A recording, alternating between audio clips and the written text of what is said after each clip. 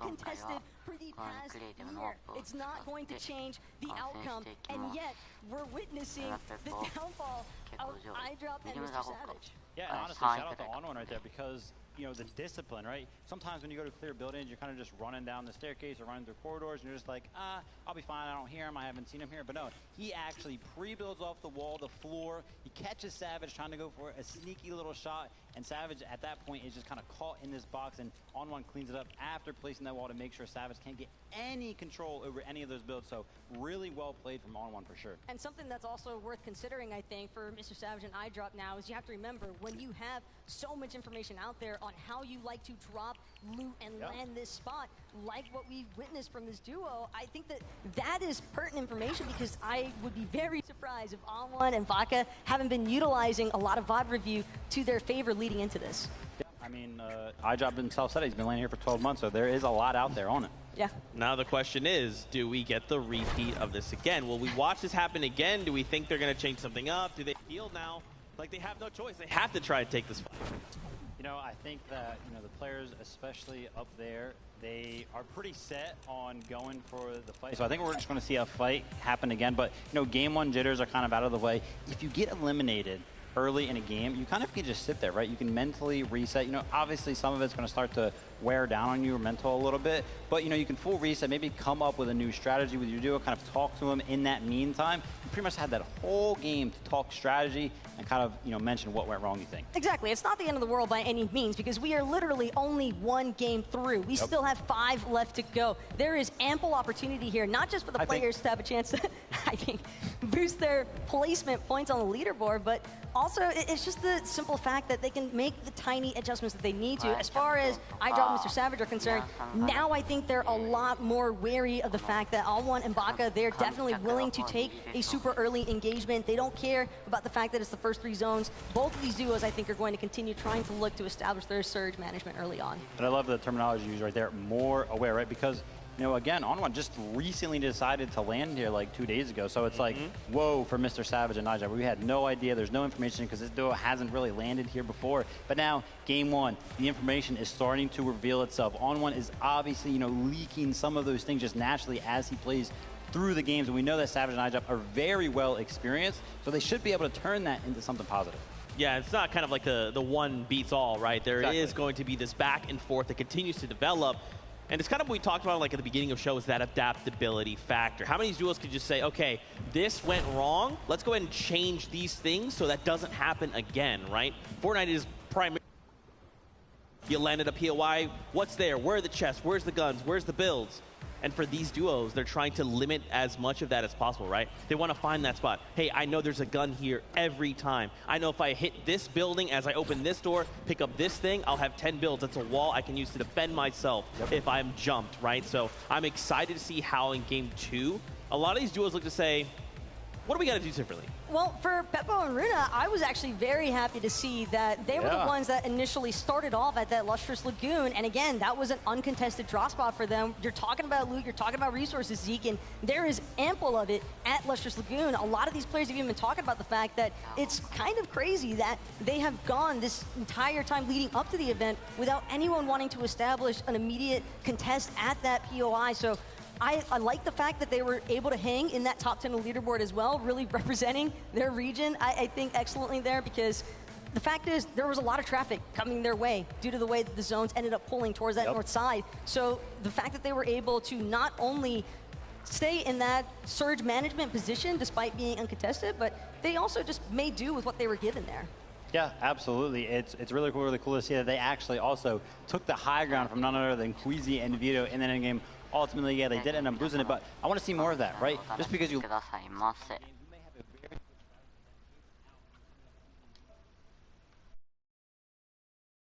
invitational that is just so good, and all the strategies start to come out and catch players by surprise. You'll love to see it. This is just kind of our insights here from the desk, but we also have Mini Miner standing by to get his thoughts on that game. Absolutely, Zeke. It's not just me, it's Takata alongside me as well. Now, we've been watching all of this action unfold behind the scenes. We've been able to see some extra POVs, Takata.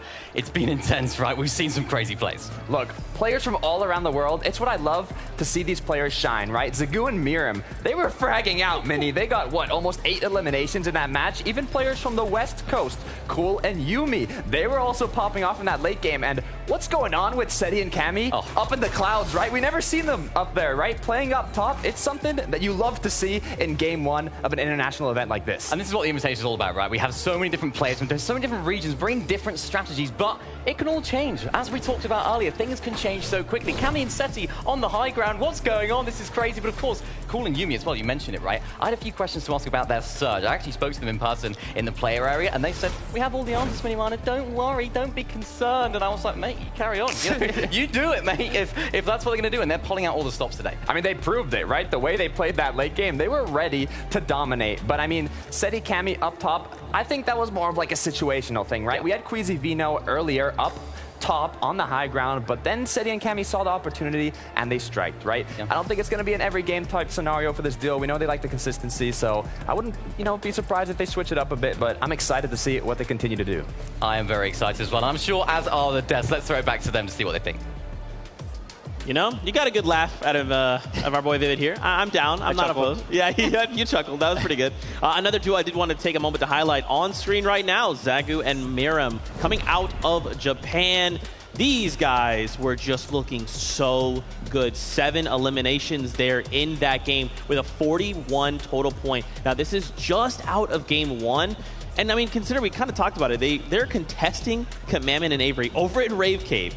And they were allowed to leave Rave Cave. Yeah, 100%. I think that that's pretty much what we can expect, but something that I did not expect, and my eyebrows, they went up, right? I raised them. That stat sheet right there, they did 2,200 plus damage this game. That is incredible. You can see it right here. A lot of it coming from this end game, actually picking up a plethora of eliminations. Their box fighting skills seem to be catching a lot of these players off guard in the game. Woo, look at that. Absolutely crispy and cooking inside of these boxes. It's looking like a full-on barbecue right now with Zagu and Mirim, the way that they were just lighting it up inside of that low ground congestion. Not only that, but I just love seeing how poised they are after that finish. They have not lost sight by any means. They know exactly what's on the line here as far as regional representation is concerned, and you absolutely love to just see that energy kind of be reflected in their gameplay. Yeah, and I love the fact that you mentioned energy. I've been seeing them walk around the player lounge, everything like that. The walkouts, they always seem so happy, right? They're so happy to be here, and they seem confident as well. There's never really like a, oh, we're worried to be here. No, they're just fully embracing it, and we can see it right there in game number 1. They came on top pretty much. When you have performances like that, I can imagine why they're so confident. Because again, I think a lot of duos may not have necessarily been anticipating some of this aggression that we are witnessing right now in game 1 from the other international regions. But at the very least, I do expect a little bit of a bite back from NA East, West, and EU. I think for me, I'm looking forward to seeing how many more duels try to go for height, right? For in this instance, Zagu and Mirim, they were just in that mid ground. They didn't even care about high ground. They're like, exactly. No, you guys battled out. We want more eliminations. We'll stay right here. Do you guys think that maybe more duels will look to just say, like, look, our kind of strategy to win is that high ground. We got to go for it. Yeah, I mean, 100%. We saw a lot of teams that actually like to play the high ground. Unfortunately, not making it into that game. They went down a little bit early. Like, for example, Aqua and Reason, Jason and Chabix also went down. Another one, Alex and Bailey, we talked about them from OCE. They love to play the high ground, and they just, all 3 of them went down a little bit early, so it could change big time. We also saw Kanata went down a little bit early. Macwood loves to play the high ground coming out of NA East. Pretty much the only thing that he shies for, but being left as a solo, he couldn't really do that this game. But just look at some of these names that are located on the second page already for the leaderboard. You got Thomas HD, a Tripper, Pink, and a Nas. Again, I think Vico and Benign have been really exciting to kind of follow along with, especially since they're relatively newly formed here for the FNCS Invitational. I don't think that is an easy feat by any means to have to quickly adapt to your partner. 100%. And listen, I can't believe it, actually, because Clix and Duke were actually popping off towards that end game, right? And, you know, the crowd was going crazy. We on the desk were like, wow, they're really showing up right now. And, you know, on that leaderboard, it's really showing as well, finding those eliminations on big name teams as well. They're coming into the Invitational with the experience, and it's showing. How many of these duos are thinking to themselves, game 2, I'm ready. I have that strategy locked in. I think I know what I need to do to get going because I want to make the crowd here in the Raleigh Convention Center just lose their mind when we're taking shots. Because, man, there was some eliminations happening, and I was just on my feet screaming with the crowd. You know, straight up, ultimately, it's going to be based on an individual level, I think. You know, how good are you and how good is your mental at taking something that could be negative and turning it into something positive? Because, you know, not everything went right for any duo of that game, so they have to think about those things and like, okay, what can we do? What have we scrimmed before that has kind of helped us throughout these situations? Just make those changes come in the game number 2. But there's also duos, plenty of them, especially the top 10 on the leaderboard, who, you know, found things that worked for them. So keep doing those things, but again, not everything went perfect, so keep that in mind. But nerves aside, as the games go on, it's going to start feeling more and more natural, I think, for a lot of these players. You're going 100%. to start being able to focus in a lot more on the actual gameplay itself, and I think that's where the audience just becomes a little bit of background noise until it comes down to those final moments. But something that I'm really curious to see is whether or not these players are actually going to showcase some of their flexibility or adaptability, because Mustache Malabuka, I think they're a great example of a duo where they can go a game or 2 or 3 without really being able to catch anything, and then they just turn up. That's right. We've heard from us. We've heard from Mini, Minor, and Tokata. Let's throw it on over to casters to hear their thoughts on game number 1. Thank you so much for that quick, of course, toss there so we can start getting into our perspective here. I mean, Jacob, let's talk about what we know just coming out of game 1. Yeah, I mean, what we know, NA West, Cool and Yumi showing up big. Not only getting that 3rd place finish, but you saw that 2v1 off the back of Cool. Another thing, Acorn, NA in general, just kind of showing up. Obviously, EU won the game, but I think we need to start giving NA more credit. Yeah, definitely have to give them that credit. They show up and then wait for them to win those early engagements. Yep. I mean, listen, we got to sit in the player lounge, quite literally stand over the shoulders of Anwon and Baka while they were practicing. They took on the likes. You know who they're training against? Who are they training? Reeds and Epic Whale. That's their training partners. And I don't know about you, but if you were following Twitter, I posted a little clip of Reed taking on Mustache and Malabuka. So it kind of all ties together if Mustache and Malabuka are known as some of their greats. And then Anwon and Baka could hold their toe-to-toe with someone like Reed. I mean, it all just starts to make sense. You know what I'm loving out of all that, though? You talked about the 2 partners, right? Anwon and Baka, and who they're sparring against, Reed and Epic Whale. That's NA West. That's NA West showing each other some love. I talked about a lot of these guys being friends, but when they're on the battlefield, they're enemies. That is just inner region training, and that's something I love to see. That's right. And of course, the upsets, right? We saw a couple edge battles there. Bugha and Miro taken out so early. This is one of the things we didn't really get to talk about. You would think that a team like Bugha and Miro, who have drilled and trained their drop spot so perfectly, they almost have it conditioned, this should be another walk in the park situation for them. What do you think went wrong as they were rotating out? Because it seems like they face planted into Macwood and Kanata. That was the big resistance, and they were just taken out. You know, without seeing too much of their POV, I can only go off a few educated guesses here, and just judging by 95 players being alive when Storm Surge hit, I think they were one of the few teams that were having problems dealing with that. And that's one of the things that I said in an interview before this event, that Storm Surge is going to be hard for these players to deal with, because the players that are above Storm Surge, they can hide in a box, they can focus on those rotations, but the ones that are below, they have to fight outside of Storm. They have to fight the first person they see in that first moment, because you can't continually falling down on that damage. That's right. Well, listen, that's our perspectives here. We have so much more in store.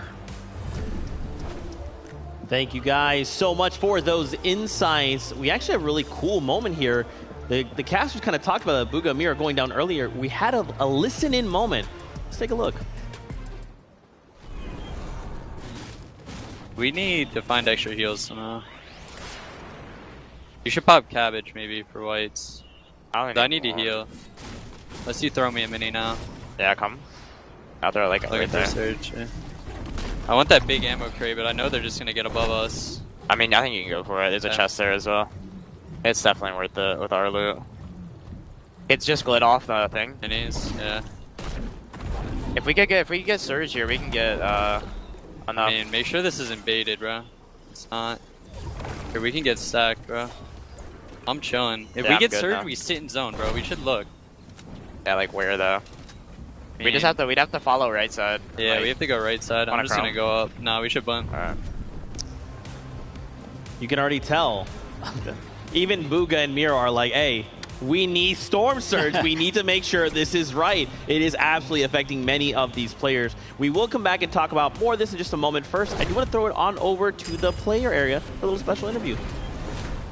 We have a very special interview, Zeke. I'm here with one of our alternate players, Frey. Now, Frey, you've been watching in the crowd, right? What's the energy like? How does it feel? The crowd is amazing. I'm so happy that we have Leanza back. The crowd couldn't be crazier. It's so awesome to be here. Yeah, we can hear them just there in the background as well. They're getting kind of crazy, right? So, of course, you're a professional player yourself. How would you prepare for an event like this? How do you think the players and what's been sort of going through their minds? So I think bot viewing is extremely important. You need to know who's landing around you, what they do, what their tendencies are. And yeah, just bot view, fix your mistakes coming up to the event, and then just play your game. Of course, you can give a big insight into the game as well. For a lot of these players, you can sort of, give your insight, maybe to talk to them as well. But we'll stop it right there. We'll throw it back to the desk for some more. Thank you guys so much. Raleigh Convention Center, you guys ready? Because game number 2 is about to make its way here, so let's make some noise. It's game time. This is the FNCS Invitational 2022 coming at you guys live. Are you two ready? Yes. Yes. Beyond ready, beyond excited. I think that more than anything else, this game number 2 could really be a little bit of a breakaway moment here for some of these duos. Cammy and Shetty in particular, they are definitely looking for another highlight reel instance. And whether it comes from Victory Royale or just from being able to rack up those elims, I think that the Polish powerhouse is certainly still making it known that they are some of the best. Champions are on the stage, right? I was gonna Game say. number 2 is, this is where you got to start picking it up. You got to start developing your strategies around the meta of the lobby. And, who better to do it than the 100 of the best players from around all of the world? Look at them zeroing in right now, Vivid. They are so amped. They are focused. The tension is real. The tension is beyond real, and not only that, but I kind of want to touch on Booga and Miro. We saw that little listen-in instance between the two of them, and were it any other duo, I think there might be some room for concern, but Booga and Miro, I think, are an exclusive case, because Miro specifically, this guy is a 5-time FNCS champion, and yet, out of all the FNCS finals that he has competed in, he has only ever collected 3 victory royales. Wow. So it is a primary example of the fact that high ground can win games, but low ground could possibly win championships. And that moment in game number 1, while it wasn't able to go in their favor because they were struggling with surge management along with some of the other duos, again, they're able to make it happen. All right, we've broken it all down. We had game 1 wrapped up, it's gone. Game 2 is here, it's now, the battle bus is ready, the players are on board. Let's just get this started. Here we have it. Thank you so much, Zeke. We get to start gearing up for this battle bus to take off now. Yeah, this is finally setting in for a lot of these players on the stage. Game number 2 is starting right now, and hopefully all those nerves from the end of game number 1 have settled, because now when push comes to shove, some of these players that might be at the bottom of the leaderboard, Mr. Savage, iDrop, that went down early, they might have to start dealing with that Storm Surge early. And that's right. We saw what happened in game 1. The real question is, how are you going to adjust coming into game 2? This battle bus is telling me that the Chrome Jam Junction is under fire very quickly. It's so close to the drop spawn. You can see already things kick off. This time, iDrop says, you know what? Let's put that weight, in my experience, on my back. Savage takes down Baka, and all of a sudden, it's a different tale to be told. Happy birthday, Mr. Savage. First elimination here in game number 2, and that puts On1 on notice. You gotta have to watch out, because we're here to fight. That first one might have been a little lucky, but another one, this one, I feel like has to have a little bit more damage, because all 3 of these players, Monster, they were dealing with Storm Surge, and they were just on the cusp. Some were even below.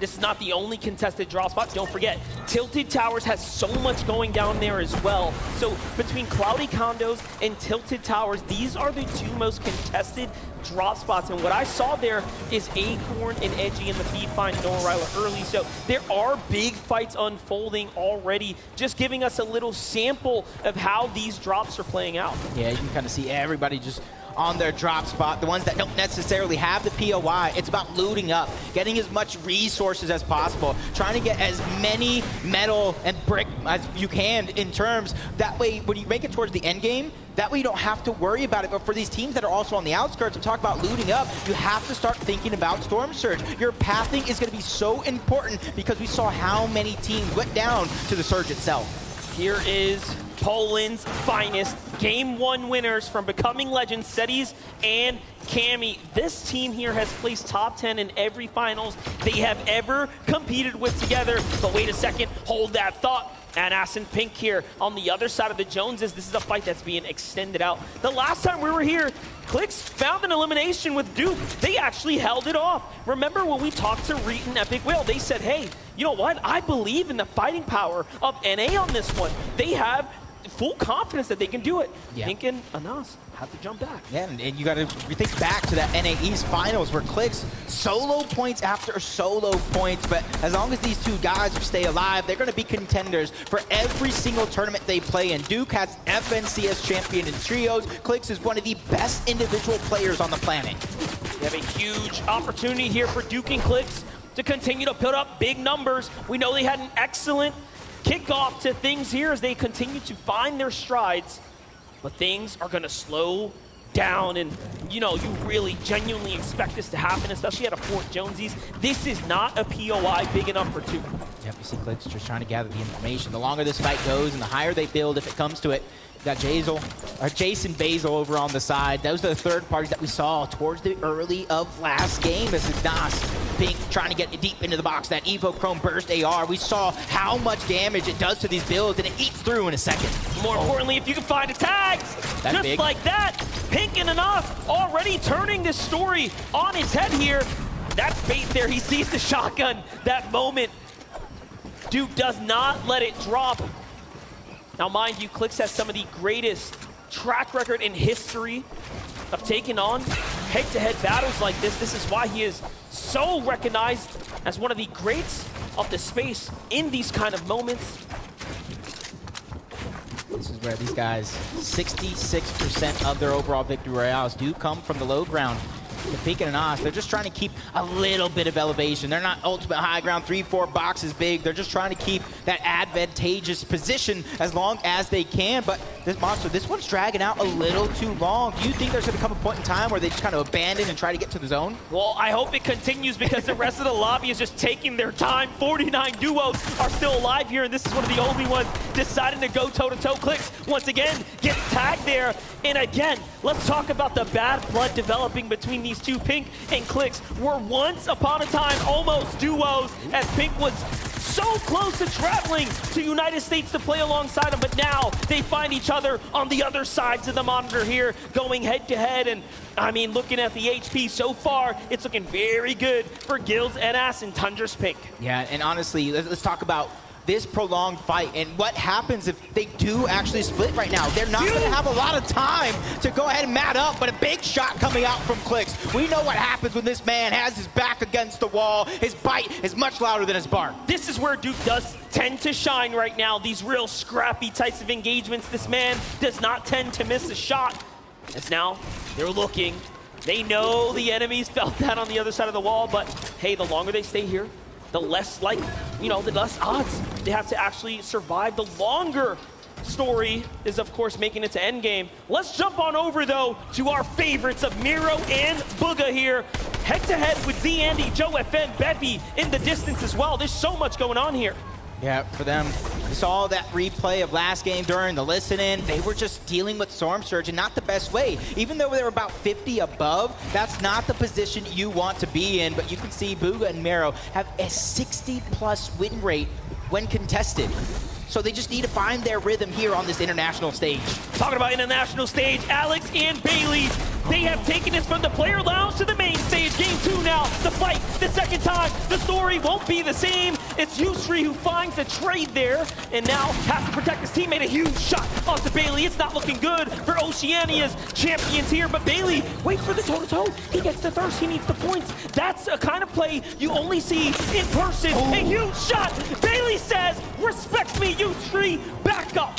He has some heals to use, but does he have the time? Not finding a way to stabilize. Bailey's gonna get in, but only a sliver of HP, and that's why he's picking and choosing his fights right now. He's just trolling for piece control first, trying to heal up, getting as much shield as he can, but you can see he has no HP to regain, so that knock on the Jew is so important. And he knows he cannot allow him to get the heal off here. You will not save your teammate if it's up to Bailey. Yusri may have the health advantage, but Yusri has his back against the wall right now. The defensive trade, a huge shot, and Bailey gets caught with his pickaxe out. Yusri clutches up, saves his teammate, and they are in game 2. Sends him back to the lobby, but third place, NA West, Cool Yumi getting busy already. Elimination on the Wax. Now it's up to Rob Bob, trying to stay alive here, trying to get and find a position to where he can hide. You see it in the mini-map. He just got out, and I love that play coming out from some of these players, choosing not to be the hero, because you end up in the hero in the wrong position, you're end up going to be a 0. Now, Robab doesn't have a lot of experience here. They've only made 2 finals together between Wax and Robot, but there's a huge development happening here. Let's watch this back one more time. Here's how it kicks off. Cool finds the huge tag. All of a sudden, the knock is there. And yes, there was a third party in the side. You get the reaction as well. You can see how fans are cheering in support of one another. But back into the action. Hellfire, Falconer, new duo, you know, pairing up with one another. They already took down King, so this has got to be Ed coming out from Brazil. EU, NA West, trying to take down the region, trying to bolster their points, because right now the only points they have is that elimination onto King. But with Storm now covering and moving over them, Ultimate Teams now in the distance as well, it's going to become more and more dangerous. Falconer's one of the only competitors, one of the very few left in our scene that has been here since the World Cup. He placed 5th in duos way back when. Wait for him to step up to the challenge and take on this first FNCS Finals ever together alongside Hellfire there from Denmark. But On1 and Baka, did they get the save off? No, I think On1's there by himself. He's just trying to stay alive, and it does look like Larson and Smite might know he's there.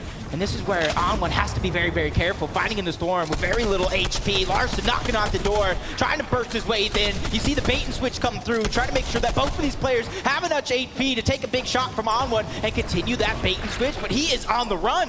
What a tough story for On1 and Baka. Such a great and strong showing in game 1. He loses his teammate to Mr. Savage out the gate, survives, saves them, but Smite and Larson, who are contested here by Looter and Muzz, are still in the zone, and they meet him, and that's how they get this first elim. So it's only a matter of time now as their clock rages on. Smite steps up, and there it is. The zone does the rest, and they will find their second elim now, wiping up one of the greats from NA West. Now they got to go ahead and travel to zone, but back on board, Falconer and Hellfire, but let's just make it Hellfire because Ed was able to take down Falconer in a 1v2 situation. Now he's 1v1 versus EU. Brazil trying to stand up tall. Ed put the pressure onto those covers, but he knows when to pick and choose his fights. He hears the splashes coming out. He knows that's going on to Falconer. The shield keg as well. He's trying to stop as much of the heals from going through, but it does look like Hellfire is going to get 200 yet again. Listen, Ed recently signed to Team Liquid, showing you guys why exactly he deserves to be here. He has had some of the most impressive rises in recent times on his region, but now he's looking to represent for Brazil and, of course, for Argentina. His teammate King, who is already down. Hellfire manages to lose his teammate. The wall gets taken, and Hellfire has to react quickly, but look at that. He does not miss a beat. Ed finds the siphon, and now it's an even exchange. Yep. Right now, the 2 launch pads on the Hellfire. He can abandon this fight at a moment's notice. Here it is. Ed with no HP, it's all or nothing. Here it is. This is the moment you've been waiting for. Here it is. Coming through, and Ed 1v2s NA East. Brazil and Argentina are probably standing on their feet right now. Ed clutches up a 1v2.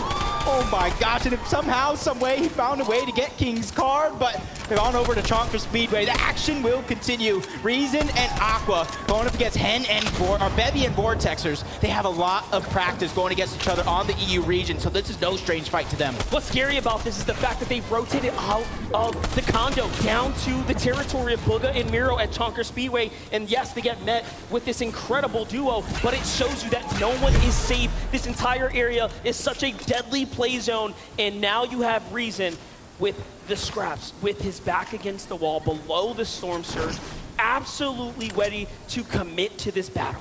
Yep, Aqua and Reason again, 140 below the damage threshold. And you can see all the players at the top of the damage threshold, but this is, again, what is going to happen at Cloudy Condos. A triple contested spot, but nobody is fighting. That's forcing these players to rotate away to find some extra loot and find the damage. And 165 below, Monster, I would be lying to you if I said I wasn't nervous. Copenhagen Flames, Pablo and Swag on your screen right now, also below, but hey, a good little tag here of Elim for Swag right now, puts him in a nice position. They found a player out in the distance. Snacky and Fabs have a window open there, focusing on the duo as well. So they're all looking to target Noah Riley and Bad Sniper. Remember, Noah Riley was eliminated very early to the hands of Edgy while they were landing, and he didn't even get to touch down before he was swatted out the sky. And game number one winners, Cammy and Seti. They haven't even done much. They get the zone for now. They get the high ground, probably just trying to go for Surge. So that way, when they are forced to rotate, they only have to worry about that. But we knew they were down onto Surge. Now the Peace Control is trying to come over. They're trying to break into the boxes. It's now or never because damage is being dished. A huge shot from Aqua's onto Bevy, who's forced back into a defensive position. Well, here we go. It's now enough in 20 seconds left, but so the Surge gets active, and they have to turn up right now. This is game number 2. Aqua needs these points here. Bevies manages to go ahead and chug splash his way down. He's back up to Vex HP. He's looking pretty solid, but Aqua not afraid by any means. Meanwhile, Reason finds a wall. That's an angle, but he doesn't like the defensive edit. That responds from Bevy and Vortexer. And now, here it is. Things are going to get dicey as the Storm Surge turns on. Yeah, look at them. You see 30 below. Even though they're continuously dropping, they're doing damage. Seti getting one on a Peppo, probably sending him back to the lobby. His Scram goes down as well. Acorn found a way to get rebooted, but Deja Vu strikes. He goes down again to Epic Whale, who honestly is having a much better performance this go-around. But back into the action here. Reason now down to no HP. Aqua is also on the defensive stance here. Down goes Reason. That's a huge shotgun shot from Vortexer from the side. If you blinked, you missed it, and now Aqua has all the pressure on his shoulders. He has to back up. But Vortexer playing smart, respecting the GOAT of EU. Aqua here, our World Cup duo champion, is now left as a solo. Clock's ticking here, the pressure comes in. Bevy's looking for any angle. These are all enemy walls here. One false move and it could be it, but the Surge is gonna hurt Aqua again. He gets to heal off and no, he gets finished. Vortexer finds the second. 500 above the damage threshold. This is only their second FNCS playing together, and they're looking like they are longtime teammates already as Joe and Z Andy, uncontested, over towards Synapse Station, looking to get some damage as well. Even though 79 is above the damage threshold, you know as well as I do, that is absolutely nothing. Nixon and Arthur here. Oh no, they're gonna find a huge elimination here. Another Surge fight that's going down. It's attracting the flies in the distance there. You see folks starting to look over. Arthur has a decision to make. Does he push in again? They barely have anything. They've used all their heals. One tag is all it's going to take them out. Oh, Grove claps back, though, and that's a huge punishment there. And with the downed body, he says, you know what? I'm going to full finish here. I'm back in this game. Artur takes off running for the hills. That was a much needed battle by Groves, and I like to play again. You cannot be a hero in these lobbies as Mustache. Looking like he's having a little bit of trouble here. 202 above the damage threshold. 2 eliminations already, so they finished this fight, but you can see the teams on the outskirts of Rocky Reels. They don't want to let this be an easy rotation to one of the deadliest teams in the lobby. The launch pad's already down. Malibu and Mustache cap off HP and hit it. Off they go. It's Chicho and Trulix who are looking in. These guys have gone head-to-head so many times in the past, and you know there is all types of bad stories waiting to unfold in front of us. But Chicho and Trulix don't get the Elim. They managed to hit the ground running. Malibu and Mustache are waiting here, though. Oh, yeah. Time to fight back. Luka just trying to break through. He talked about in some of those interviews playing a little bit more passive than what he's used to. 2 eliminations.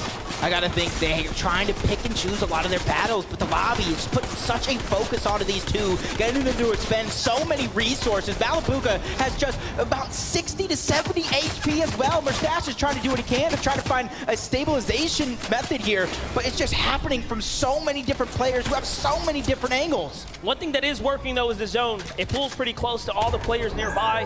Finally, things settle down. Tayson and Chapik's last game found the same duo on the edge, but let's jump on over to the west side. Let's get to the opposite side. It's Thomas HD and Tripburn. What a great standing so far here, looking pretty solid. They have Janice and Vidil weakened nearby. Bugha and Miro are also making it much further this game, looking like they've adjusted, learned from their last mistakes, but here we go, that familiar story, 3 above. Yeah, and you can kind of see in the circle is, the zone is literally in the center of the zone, so I don't think there's going to be too much of any slow side for a lot of these teams to try to travel to. Is Miro taking a couple of shots, but the team that won off spawn trying to have a much better performance. Mr. Savage and Eyedropper under siege, under pressure. Mr. Savage is going to get dropped for now, trying to pass on the resources to Eyedrop because he knows he's going to have to deal with a lot. Nore on his back here. Eyedrop has to step up. Savage is down. Can he do it? He's been in so many finals with Mr. Savage. His 3rd appearance now in a big setting like this. But of course, the first return to in-person. They're going to allow, Marine might actually allow him to get the pickup. Whoa, that is a huge mistake there. Yeah, a huge mistake. And honestly, these are one of those things that you take a picture, you record this moment right here. Mr. Savage went down. You give a player like that a second chance at life, they will make you regret it. As they're trying to launch pad away, trying to find some sort of safety. Sticking box to box, hip to hip, landing on a couple more resources as well. This is a perfect spot to land at for Eyedrop and Mr. Savage. That way they can replenish some of the lost resources. Such a massive find right there.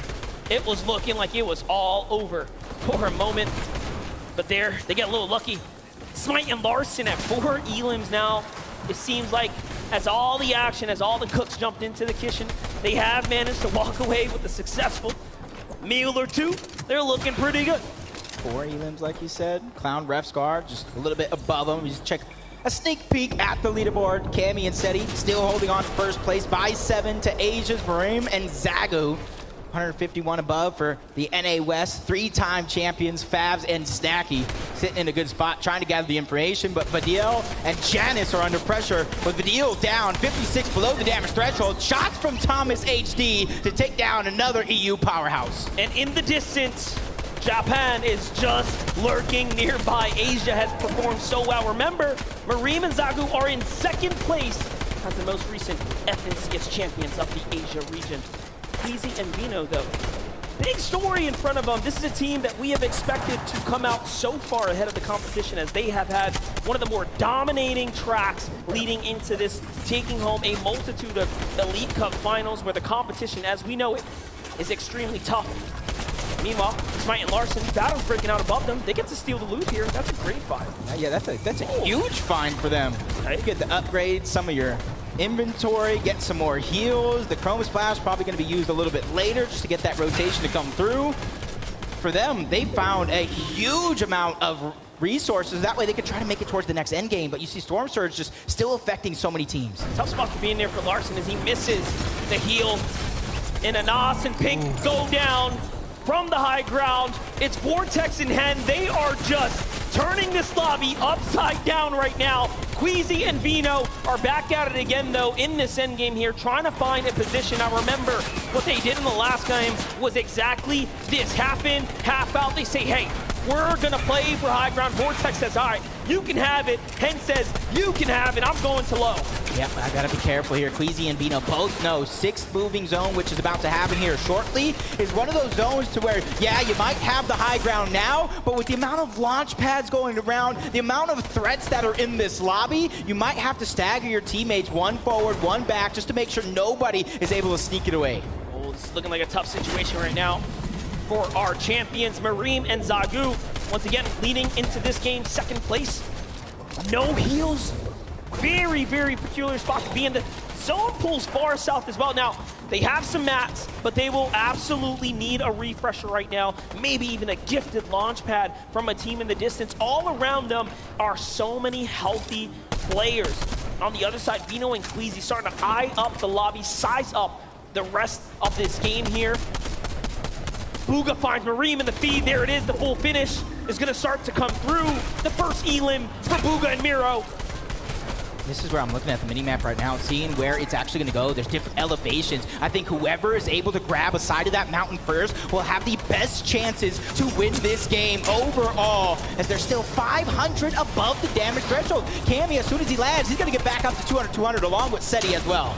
Kanata's still alive in this game as well. Keep an eye out for him, but Seti and Cammy have to defend their lead right now. 3 elims, what a way to do it so far. Meanwhile, Queasy and Vino are still on hype. This is one of the toughest end zones as well. Flutter Barn has so much varying terrain. You have to be careful. There are indestructible, large stone monuments in between you and your rotate.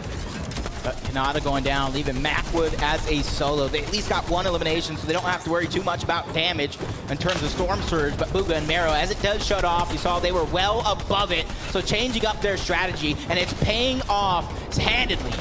The pacing is incredible right now. Only 19 duels remaining. Things have really taken a turn here for the worst for most. Reed's gonna get burned and turned back to the lobby there as he falls, but that's still well inside the top 20. Meanwhile, Vino on high ground, looking very comfortable. No resistance. Larson and Smite are making up for where they left off. They may have not earned a huge game 1, but a great game 2. And now Miro and Bugha are fighting back. Yeah, 2 of the big NA West powerhouses going down. They're trying to get another elimination, but Bugha and Mero, huge shots gonna be fired, but Miro's getting tagged back up. He needs that Cypher to go through, but it's still not gonna be enough. PH then does go down. Bugha trying to be that IGL. He's trying to lead him to greener pastures, but he's running out of resources. Macwood falls. High ground though. Does Vino and Queasy still have that position onto the high ground as Smart and Lawson? They're not ultimate low, but they found themselves that perfect middle layer. And you'll notice Bugha is now left by himself. KVR finds his teammate Smite and Larson on the ultimate low. Hen and Vortex front side firing back and on height.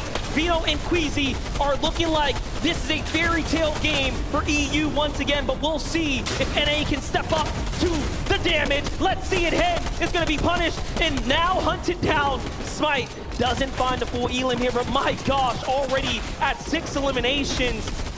Meanwhile, we jump over. Sensen and Cole still alive here. This is where they do best. Like we said before, it's bread and butter. They know how to stick hit to hip. They have to now. Cole is hurt. Multiple top placings out of this duo. Not wanting to fall short here today, but Cammy and Seti from high ground to low ground. Another end game is going to be achieved. True Lex gets dropped. Smite's going to go ahead and lend that helping hand, trying to steal away all of that loot, but the zone is just immediately chunking him out. 4 HP and a dream for Smite. And a huge end game right now in front of Smite here as top 5 unlocked before him. Cammy goes down, Seti goes down, and it is all his here. And now he fights back, but the zone does the rest. Great game there, but Vortex is now by himself. What can he do? Cole and Sentin now have the high ground. They have turned the story around. I don't know how they sold it away, but Kitos is a solo as well. High ground versus low ground, but it's a 2v2. Sentin and Cold versus Vortexers and Hen. This is going to come down to the wire monster, and this is going to come down to Sentin and Cold when and where they drop down low. Once again, we are looking at an NA versus EU finish. Cold is going to get big tag there by Vortex on the low ground. 7 elims, no builds. It's looking very, very tough, and it's the same story for Hen as well. It's all or nothing. Can they find something here? But Sentin and Cold, although they have the height, they are also running extremely low on resources. But if there's a team that can do it, it is them. Yeah, you see them trying to go back outside of zone, trying to find anything to work with in terms of Hen and Vortex. Sentin and Cole to talk about. It's up to them when and where they drop down low. The game is definitely in their hands. They just have to close it out. EU versus NA East. This one is just a prolonged long game, but the damage is in from Cold. And this is what we talked about. That wall, there's nothing you can do. It's all or nothing. Down goes Cole. Sentin's hurt too, but they have the angle. They're going to wait this one out just for a little bit and allow the zone to do the rest. Cole finds the one, and Sentin finds the other. NA takes game number 2. You look at that. The passion, the emotion coming out of Sentin and Cold. A team from NA East. honestly, I don't think they got the right respect coming into this event because of what happened to them last season. That's right. Cold and Scented have been here before, and now they get a victory in person, on stage, against some of the best we have ever seen. And what a way to do it. EU Game 1, NA Game 2. It looks like the stories are tied. Right there was perfect because you heard me talking about wanting them to drop down low. I want to see what they're thinking, how they're feeling. Kelly, let us know. I am joined here by Cold and Scented, and you guys, what an incredible run. You got to tell me, though, how did you take height? So Queasy and Vino just dropped on our sidewalls, and we insta-edited and just shot them. I mean, obviously a great strategy, right? But I mean, that final moment there, how did you know how to take them down? Obviously, you guys were kind of in that high ground, low ground fight. What was the final moment like? Honestly, Cold called to just drop above him and sit there. I don't know. He did most of it that game. He played really well. He's the GOAT. All right, man. Well, congratulations. You both are the GOAT now. That is Game 2 VR for you guys. Let's head on back to the desk. As EU picks up the first game of the FNCS Invitational, NA strikes back and says, nah, not like this. Cold and Scented, really quickly, I do want to touch on this. At the start of the show, we talked about possibly taking your shoes off as a form of being comfortable. Taco, you're right. It's a legitimate strategy, man.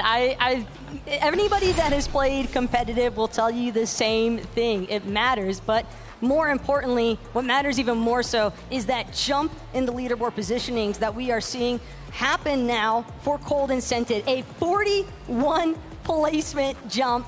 Granted, have to keep in mind that it's still a little bit of ways to go, but they are now breaking into that top 10. Gosh, these leaderboards always seem to surprise me because even after this incredible game from Cold and Scented, they're still 34 points behind the leaders in Cami and Seti, who, shout out to them for holding the lead. But this is just so good from Cold and Scented. And this is the moment that we missed right here. This is the one that Cold was talking about. Queasy and Vino actually make a play. And this is actually classic for them. I've seen them do this in Elite Cups where, they try to quickly pinch a duo that is in these builds, and it usually works out very, very well, but Cold and Scented hold on very, very well, as Cold mentioned, making that instant edit, getting the shot in, and ultimately they realize Queasy and Vino were the ones on height, and let's go up and take it. And this right here, it's just all about riding the zone. Now you can see the zone point up there going right through the mountain. Henry Vortex just had no chance after that. Clean win from Scented and Cold, who, as you can see right there, what we were referring to, Scented, no shoes. It makes all the difference, man. It does, apparently, as proven by Scented. We do have Adam, who is standing by. He's hanging out with a player. Adam, who? That's right, I'm hanging out with everyone right now, in particular Smite and Larson, everyone. Smite, that was an incredible display just then. We saw 7 eliminations. You clutched up, you had to. So how imperative is it in this situation, in this environment as well, that you have to try and gain as many points as possible, even when your teammate goes down? Oh, it's really important. I mean, you need to get as many points as you can. Every point matters. Doesn't matter. Now, you're being contested as well here, Larson. Muzz and Luta, they're looking like they're fighting each time. Are you guys up for this? How are you managing to deal with that when it comes at you? We're down to fight every game, and I don't care, bro. I'll fight them every game. You don't care, bro. They'll fight them every game. Give it up for Smite and Larson, everyone! Thanks, boys. And also over here, I'm delighted to be next to Peterbot and Jamper as well. Jamper! It's been what an experience being here in this situation, this environment. How are you guys dealing with the rest of the regions being here, competing with you in the same lobby? Our original strategy hasn't been working, so we're gonna have to make changes into the next games. But it's very fun playing here. The crowd is amazing, and I'm happy to be here. And there's still 10 games left, plenty of time to do that. Yes. Okay, you got this, you feeling confident? I'm feeling confident for you. The crowd are feeling confident too. Let's hear it from Peterbot and Jamper as we head back to Zeke and the desk.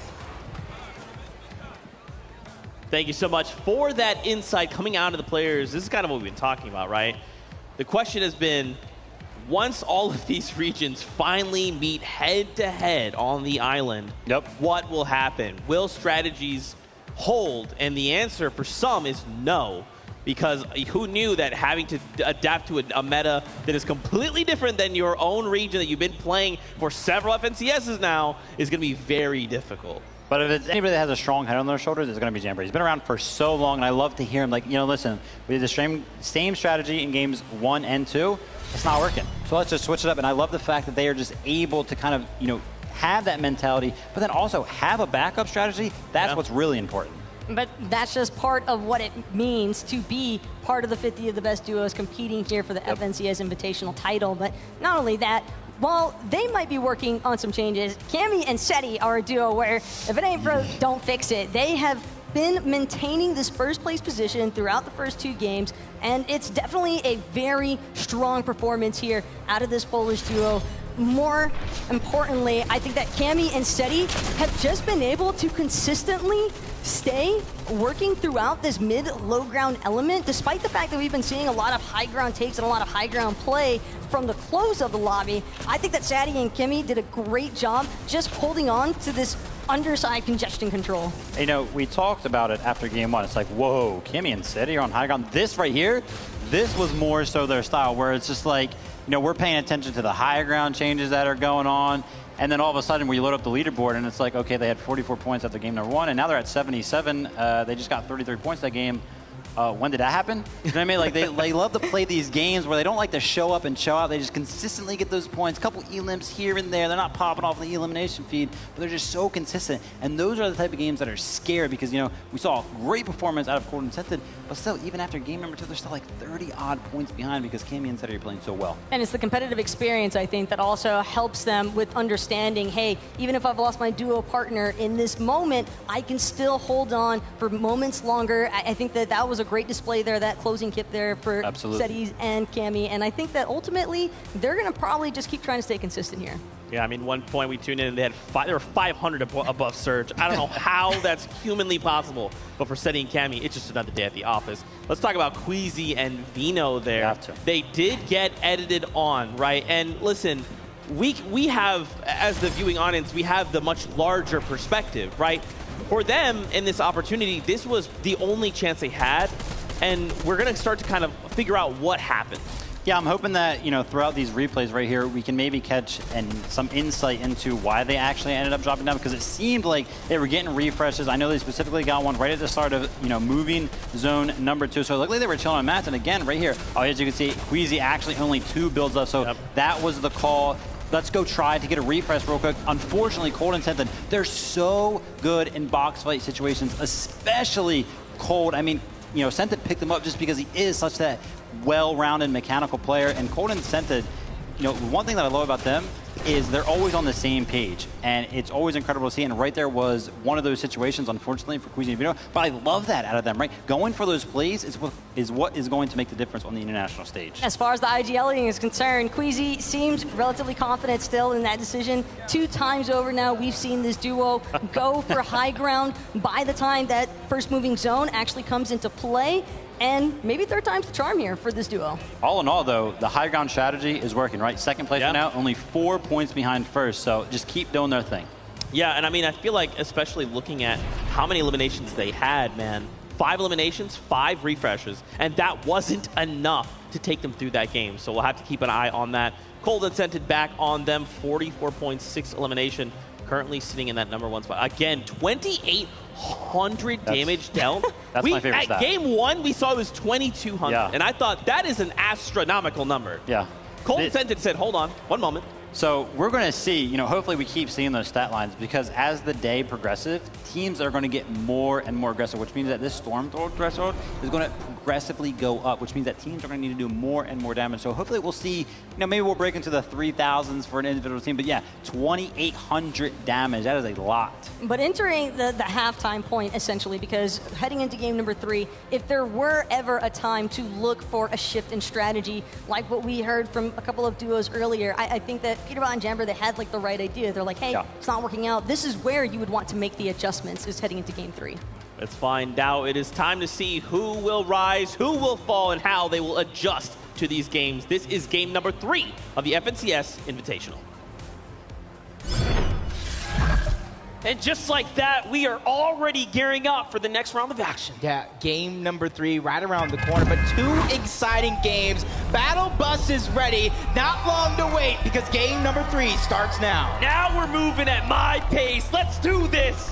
Take a look at your screens. Take a look at these players, someone here will walk away with it all. $200,000 for first place. A trophy unlike ever before seen in Fortnite. And a chance to call yourself one of the best in the world of Fortnite, not just your region. And it looks like we have a very similar bust to the last round. That means these northern contested teams are going to fight first. One of the biggest things we saw from game 2 was that early elimination onto Noah Riley. Edgy quite literally, took him out before he can even touch down. And then, of course, there's this battle here, a battle of who can get the best drop. And what a great way to kick things off. Such a powerful loadout to really start things here. Yeah, and it does look like Baka and Onwon making yet another adjustment. They win the off-spawn fight in game 1. They lose it in game 2. And this time around, they're not even contesting for a fight, but blinking, you might have missed it. A first elimination is going to be on to Looter. So Smite and Larson are finding ways to get things done again. And A fires back first onto OCE here. And a great find, a great reward comes out of the very little time Larson and Smite had to loot up there. Take a look at these loadouts. It all comes together for them now. Sometimes it's all it takes, right? Sometimes it's all it takes is a little bit of luck. You get the right loot, you're able to take that fight, that fight nice and fast and clean it up. You can see now the picking and choosing comes through. They're going to slow things down, try to loot up as much as possible, making their way in towards one of the only houses towards Grim Gables. And you can kind of see in the distance, Muzz is still floating around, and he's not trying to cause too much commotion and put the focus onto him. He's just trying to wait for Smite and Larson to leave so he can try to get that free reboot onto Looter. All this pressure onto Muzz's shoulders now as he is trying to wriggle his way through this low ground here.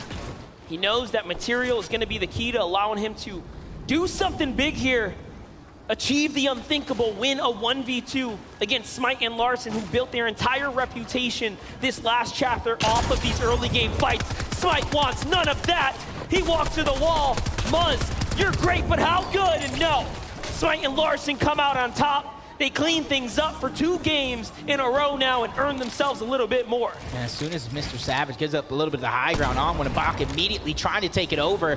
Him and iDrop are separated just a little bit, and that could have been a perfect opportunity for them to strike, but everybody is just biding for time, biding for that perfect moment so that they can pounce. And this one that we talked about, you heard it from Mr. Savage, you heard it from iDrop. I've been landing here for a year straight. No one is going to scare me off. Well, the real question is iDrop walling out right now? He is getting very close to Onwon and Baka. But no, now he decides, all right, I'll listen to you, Savage. I'll come on down, but you have to meet me down here as well. And they start to retreat here. And this might just end, but no, Baka steps up, but Savage is so quick. What a shot right there. And now he turns the tables around. iDrop looking to meet them down here. A great pre-fire, but not enough to find a tag. And all of a sudden, now they reevaluate. Yeah, I like the outside of the box thinking coming out for a couple of players in the game already, bringing out their protractors, trying to find that extra angle. And that's the thing, if you have all that confidence in your teammate as a solo, you'll allow them to kind of play with the angles, play with the high ground, and try to see what they can get. And they get 149 damage, disappearing off the back of Onwon. Another shot's gonna be fired. Hey, Wap goes down. It's a 1v1. Mr. Savage versus Onwon. Savage wants none of it. He wants none of it. He finishes it up. And just like that, 2 games now, he's back in it. Meanwhile, Malabuk and Mustache, one of the greatest duos we expected to show up today, put on such a performance, have been met with so much resistance every single turn. There's a new great team waiting for them. This has been probably their least favorite duo to meet, though. Yeah, Chapix and Tayson. It does look like they're fighting over the vault that is right below him. Doesn't want to let that one go easy. But you got to be careful because there's a 3rd team landing towards Cloudy Condos, another team towards the north in the form of Kanata and Macwood that could be lending that helping hand, trying to get that Storm Surge damage for themselves and make your job that much harder. For Malabuk and Mustache, it's all about trying to find the perfect angle, trying to find that information so they can try to catch a player off guard, because we already know they're one of the most aggressive teams in this lobby. See it. They're waiting, trying to capitalize on any opportunity here. We all know what Tayson is capable of. One of the most winningest players in the European region. He has done it all. He has proven it all. All that's left is for him to show up in person and put the numbers up. But it's no easy task right now. Malabuk and Merstash are so good playing defensively right now. They're doing a great job, but Tayson is slowly, inch by inch, getting closer and closer. He won't let that piece control go over. Tayson has tried a few times, but you try again. Eventually, you'll find some success. They're able to take it just for a few seconds, but the longer you fight this far out of zone, it's going to get more and more dangerous because we got a little bit of a north zone going on. These guys are going to have to end this one sooner than later, even if they both choose to disengage.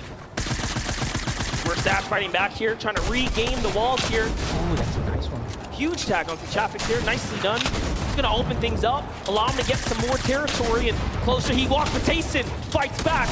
The 4X FNCS champion is all of a sudden now with his back against the wall here. But no, he's hurt. Malabuka says, forget that. It takes him down. And now it's up to Merstash. And no, he finishes it off too. And Chapix is left running, trapped now, inside the box. Oxygen starting to run out. He fights back, but for how much longer? Chapix does so much damage. He loses the wall. And no more shield now, and it's all over. Chapix and Tayson fall.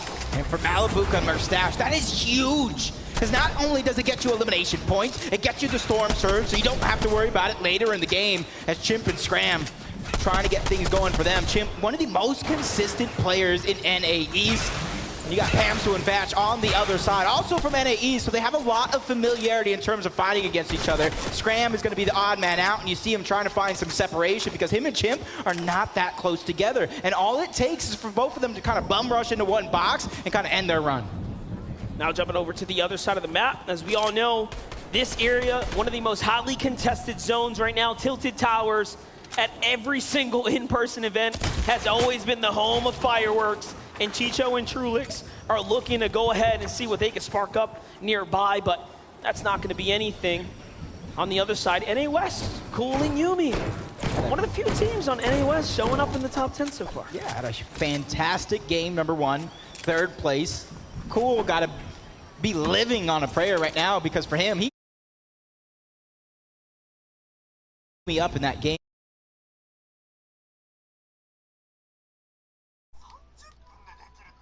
They might have one team a little bit south. For them, it's about getting the resources, looting up, and then they go on the top of the Mighty Monument to find their surge before they eventually try to rotate out.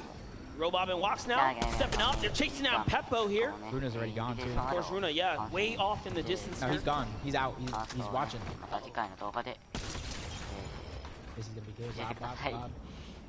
Forced kind of in a defensive position. Walks trying to alleviate some of that pressure. Peppo doing all he can. One of the best in his region, but while it does look like it's going to be taken, Walks with a huge shot.